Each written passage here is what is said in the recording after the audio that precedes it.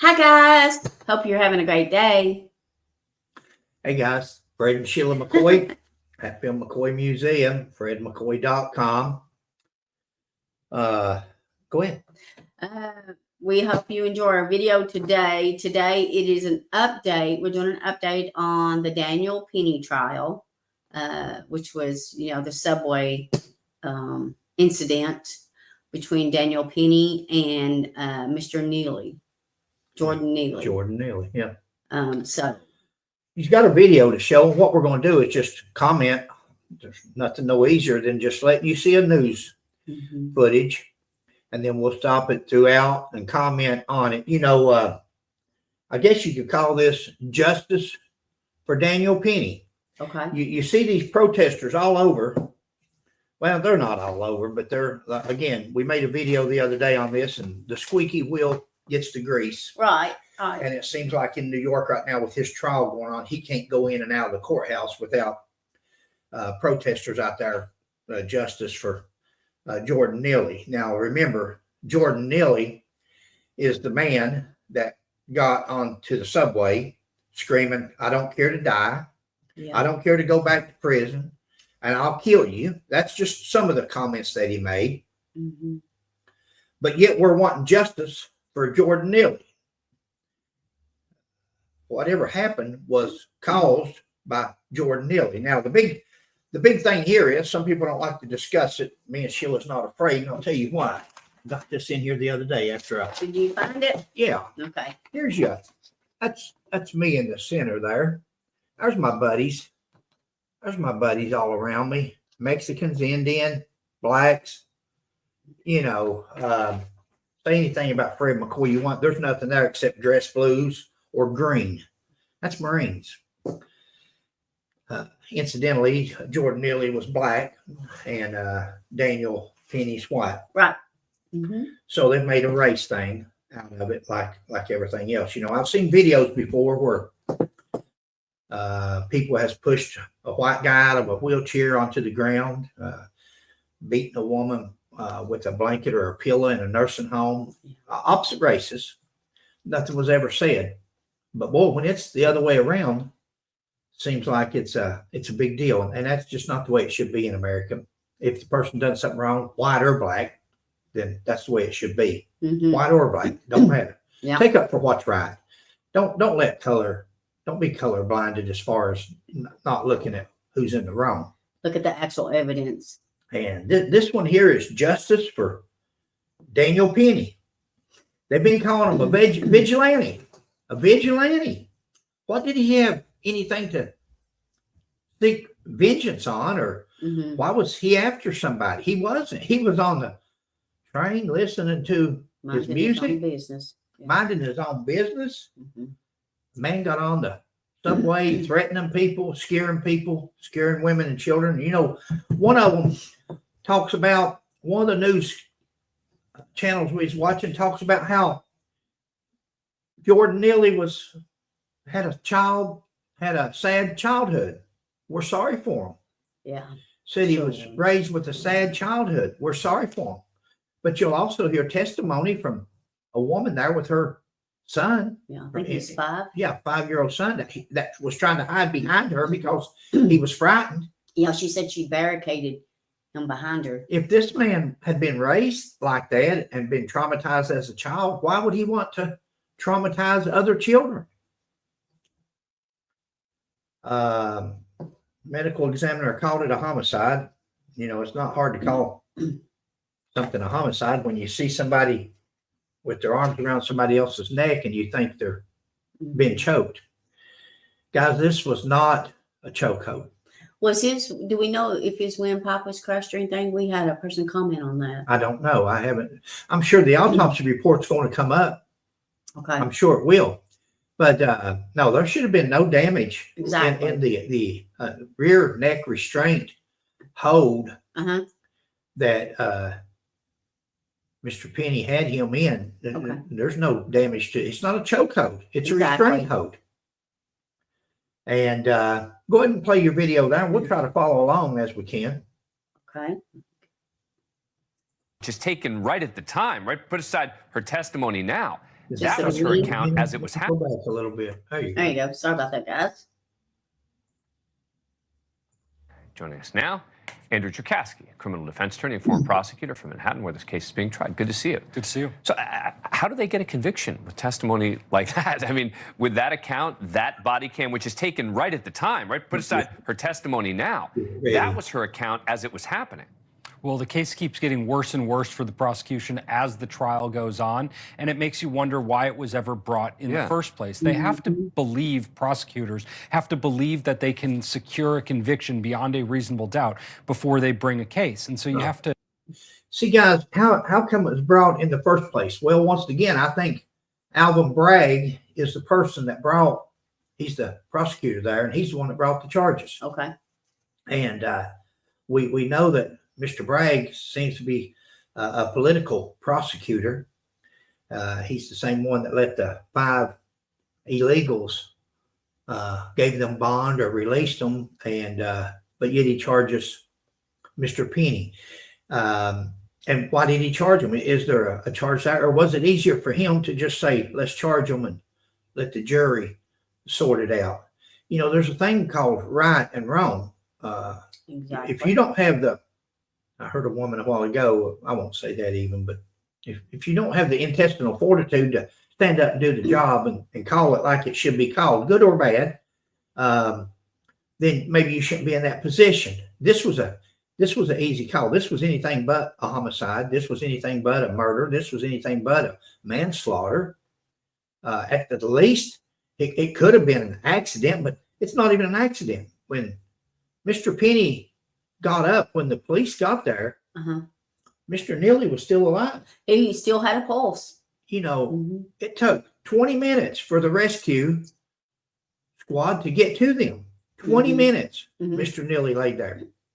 And you're going to hear about that as we go through, but the police, the first thing they did was give Neely Narcan for a drug overdose.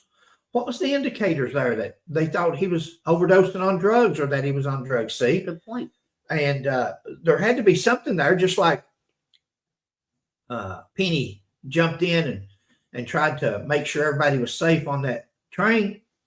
They jumped in thinking he was overdosed and gave him Narcan. Did that Narcan have anything to do with his demise? Good call. Go ahead. Good question. Ask yourself, exactly at what point do prosecutors think Daniel Penny should have essentially released that hold that he had, or should he have never involved himself in the first place? I think should he have never involved himself in the first place? Well, I'm glad he did. He was being a good Samaritan. He's seen how frightened everyone around him was, and the children there. Yeah. And so he said, in his own words, I had to do something. I felt like I had to. I'm glad he stepped in. I wish there was more like him, and you would too, if you're ever out there in that position and something like that happens to you. You're going to say, "Wow, I see how those people felt now." See, I've never been one of those people that has to touch a hot stove to know that it's hot. I'm not one of those show me people. I can. What's that old saying? A fool learns from his mistakes. A smart man learns from the fool. And so I just don't. Again, the headlines here had chokehold. This is not a chokehold. There's a difference in a chokehold and a neck restraint. When does he let go? The commentator asked. When should he have let go?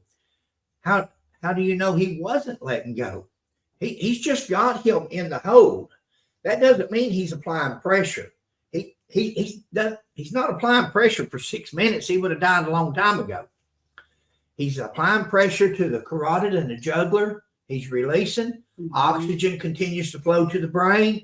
He starts coming to. Every time he starts coming back to, he begins to fight again.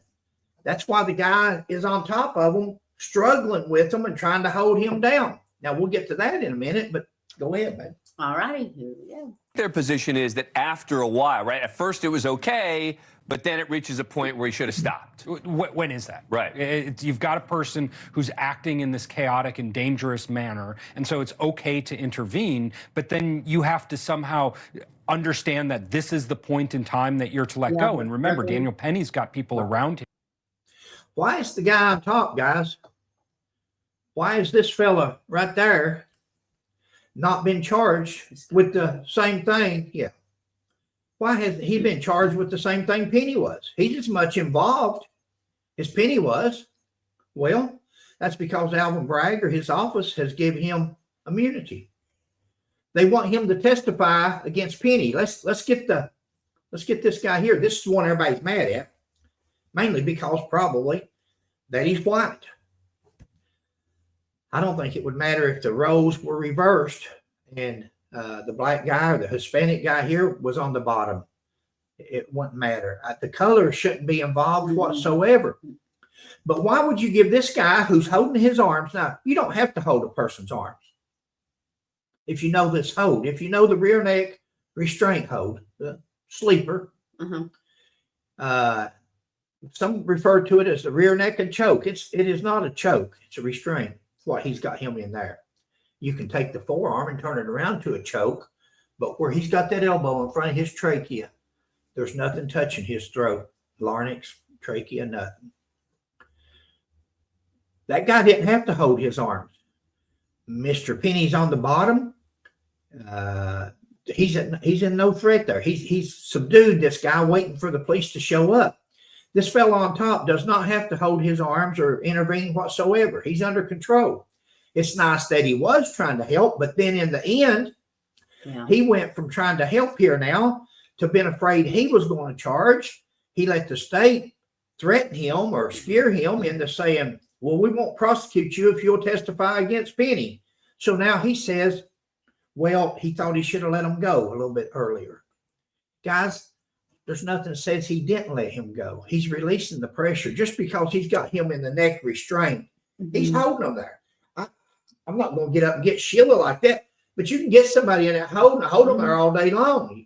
You can just hold them as long as you don't apply pressure. When you apply pressure, that's when he's going to get dizzy. He's going to black out because he's not getting the right amount of oxygen to the brain. That's why Mr. Penny releases ever so often.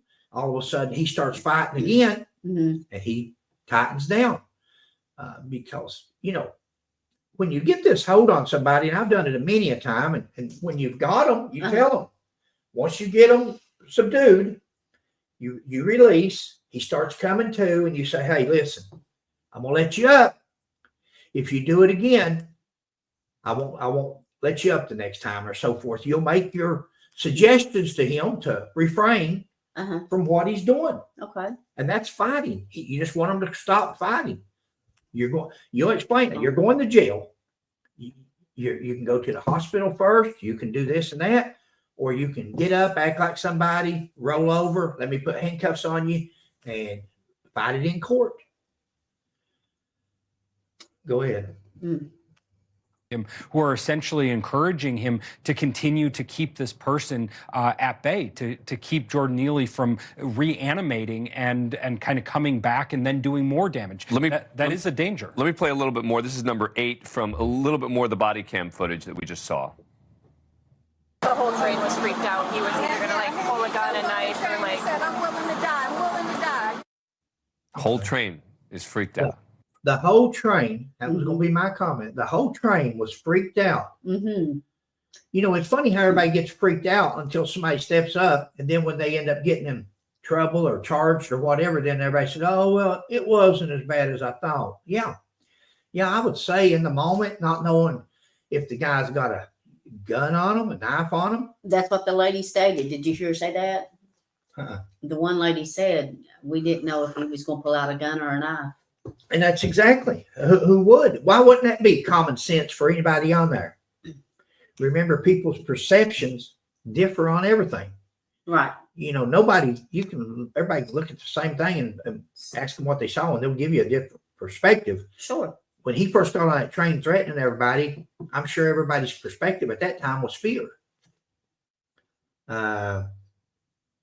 Homicide. Is this a homicide or is it a happenstance? Is it a homicide? When Mr. Penny got up, the guy was still breathing, still heartbeat. And why was this case ever brought? I think it's definitely politics and to please the minority. because of political prosecutors wanting attention. This definitely going to be newsworthy. It was newsworthy from the moment that it happened. Yeah. Wanting to please a select few. This case is not about race. It has been made to be about race. I don't think Mr. Penny, and if you answer truthfully, you won't neither. I don't think it mattered what color a person was. If he come on that subway that day saying those things and acting like he was, Mr. Penny would have done exactly what he did to Mr. Neely. Been made into a race. Let go. Remember. Penny is behind Mr. Neely.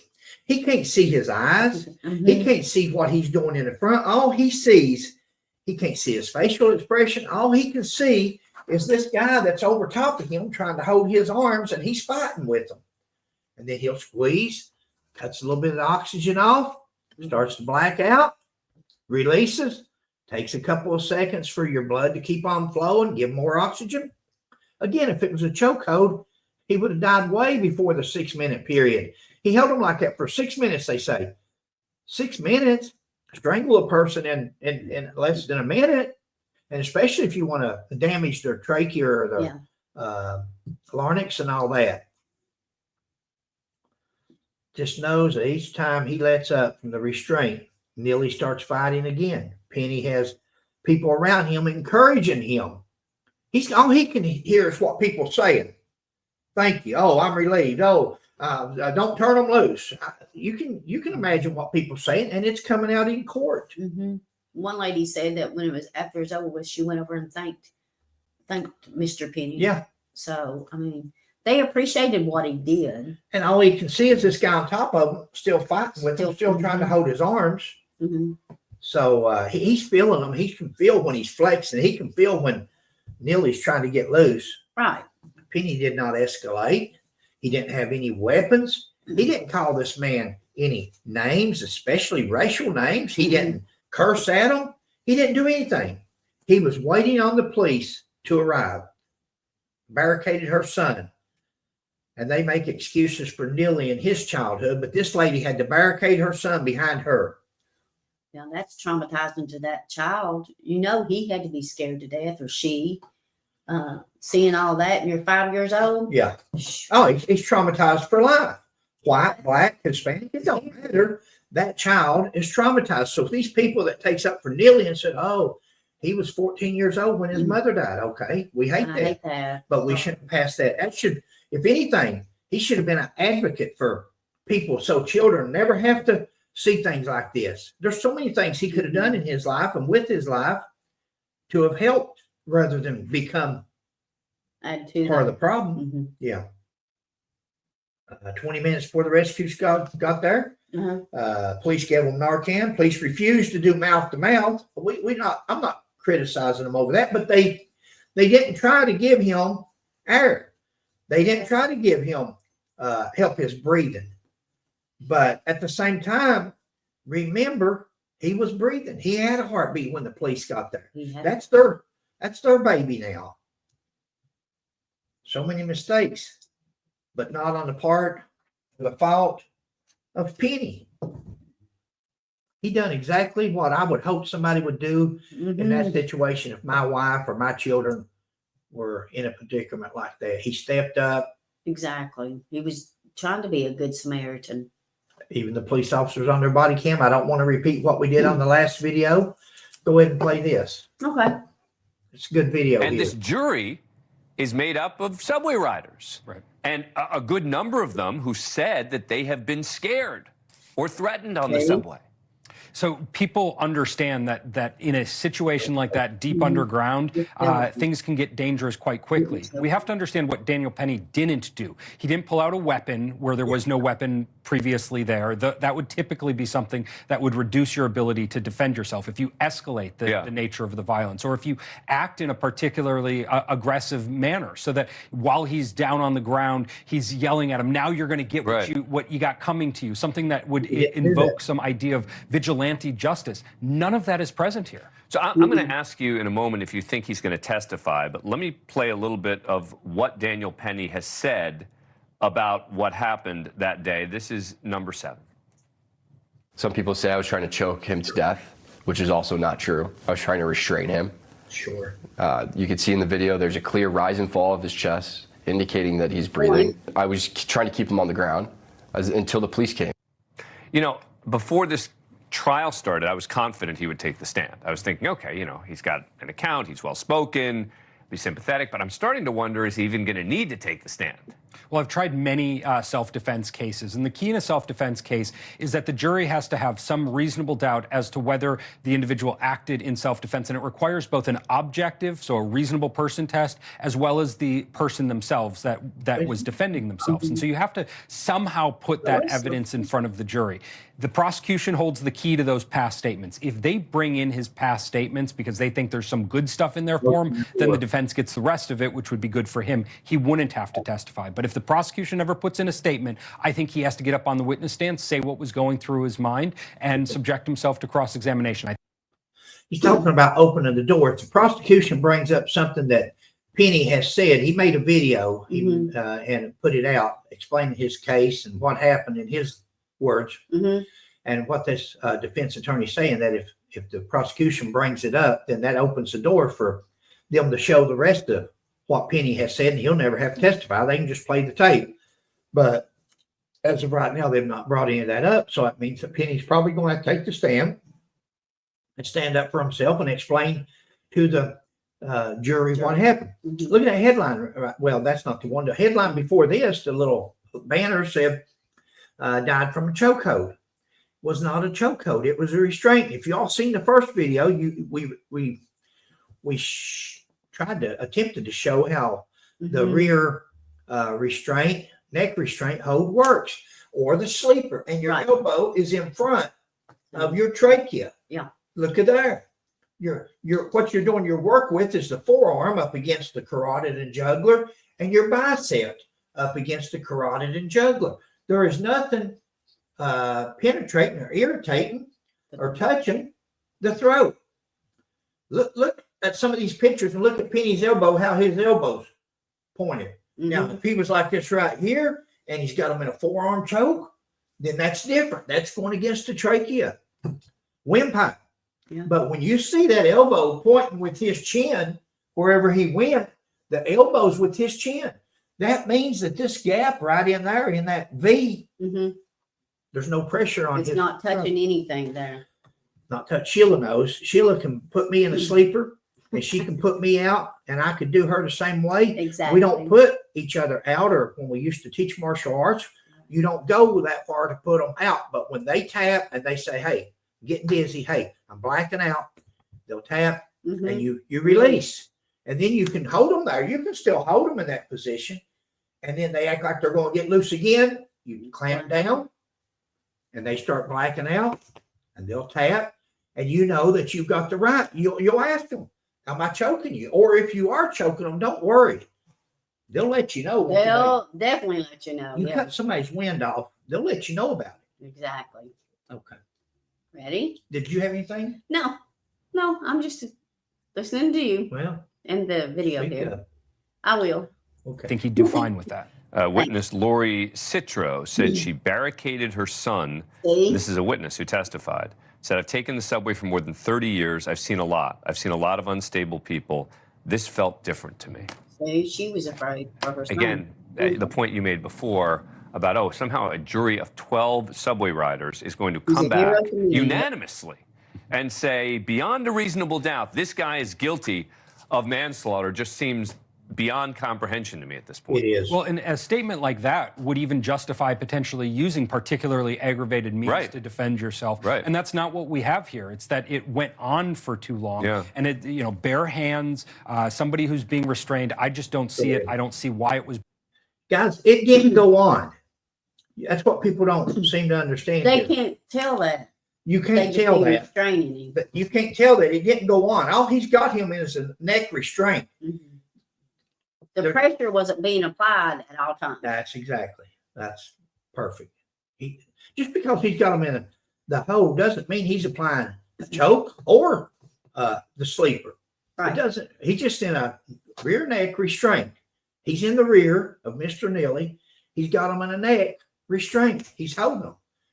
And until he pushes that head, flexes them arms, there's nothing going on with him. He's just there. He's behind them, so he's hard to get to. It's hard to get somebody that's laying on the ground. You're on top of them. You know, a lot of people in life, and we've discussed this in our martial arts classes. If it's my choice, I'd rather be on the bottom.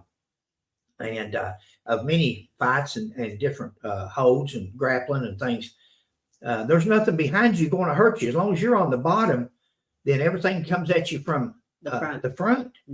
So Mr. Penny, he's well protected. He's laying flat on the floor. He's got Mr. Neely on him. He's got his legs wrapped around him, and he's not going anywhere. Right. He's not abusing them. He's not coming around trying to hit them in the face like you will see in UFC or if you was in a real fight. Nothing but restraint. Sorry, baby, go ahead. It's all good. Brought in the first place. I think this is going to be a very quick acquittal. Andrew, thank you. Good to see you.